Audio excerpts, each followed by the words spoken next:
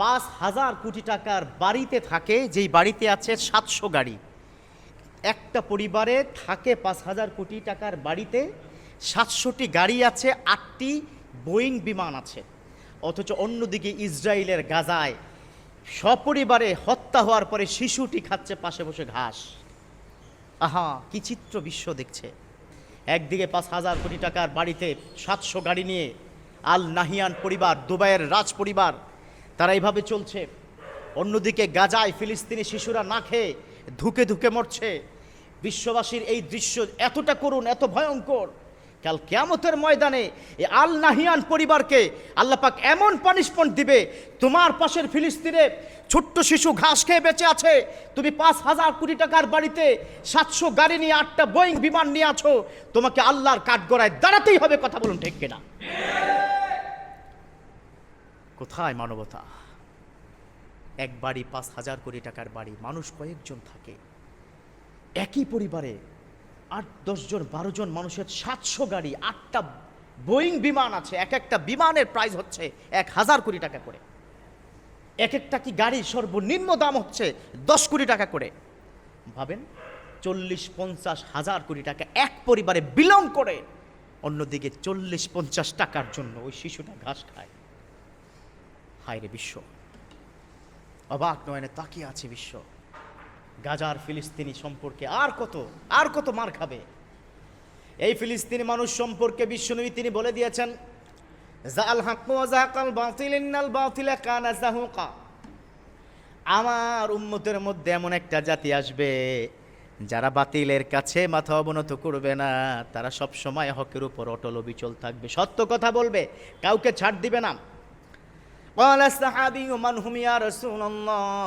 সাহাবীরা জিজ্ঞাসা করলেন, ও আল্লাহর নবী, তারা কারা যদি আপনি দয়া করে বলতেন। বিশ্বনবী বললেন, ওহুম আসহাবুল ফিলিস্তিন ও আকনাফুল ফিলিস্তিন দাখালাল্লাহু ফিল জান্নাহ। আর তারা হলো যারা ফিলিস্তিনের অধিবাসী এবং ফিলিস্তিনের আশেপাশের অধিবাসী। জীবন যাবে তো ঈমান যাবে না, তাদেরকে রব্বে কারীম আল্লাহর জান্নাতটা দিয়ে দিবে। আল্লাহু আকবার। 7 বছরের ছোট্ট শিশুটা, মৃত শিশু, তার বোনের পাশে, বোনের দুটো হাত নাই, পাশে তার প্রিয় ছোট বোনের লাশ যখন তার সামনে দিয়ে যায়, ওই শিশুটা মুখ থেকে বিড়বিড় করে বলে, ও বোন, তুমি তো জান্নাতে চলে গেছো, আমি খুব তাড়াতাড়ি তোমার সাথে সাথে জান্নাতে আসতেছি। আল্লাহু আকবার। অথচ দুবাইয়ের আল নাহিয়ান পরিবার, তুমি 30,000 কোটি টাকা বিলং করে গাড়ি বাড়িতে বিমান নিয়ে ঘরে তুমি থাকো, অথচ অন্যদিকে গাজায় শিশুরা এভাবে নীরবে হত্যা হয়ে যাচ্ছে, সারা বিশ্ব তাকিয়ে আছে। ধিক্কার জানাই তোমার এই সম্পদকে। এই সম্পদ কি হবে এটাও কিন্তু বিশ্বনবী বলে দিয়েছেন।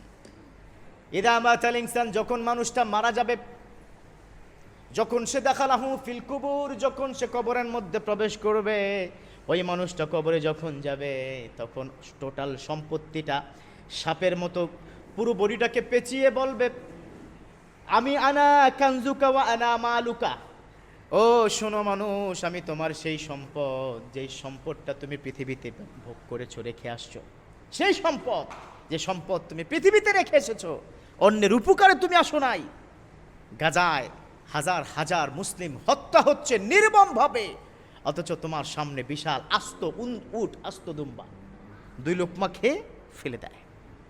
এই জন্য বলবো, প্লিজ একটু মানবিক হওয়ার চেষ্টা করেন। আলহামদুলিল্লাহ, আমার দেশের মানুষরা যেভাবে নেতা হুয়ান তার বিরুদ্ধে সোচ্চার, গাজা এই যুদ্ধ, stop genocide, stop fighting, stop the war, যেভাবে আমরা সব জায়গায় বলি, আলহামদুলিল্লাহ দেখবেন ক্রিকেট স্টেডিয়ামে আমাদের দেশের অনেক ইয়াং পিপলরা তারা কিন্তু প্লে কার্ড নিয়ে সেখানে হাজির হয়।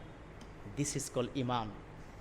অ্যাবিলিটি নেই, জবান তো আছে, প্রোটেস্ট করো। মান রাআ মিনকুম মুনকারান ফালিয়ুগাইয়িরু বিয়াদি ফা ইন লাম ইস্তাতি ফাবিলিসানি ওয়া ইন লাম ইস্তাতি ফাবিকলবি ওয়া যালিকা আযআফুল ঈমান। ভোকাল হতে হবে প্লিজ।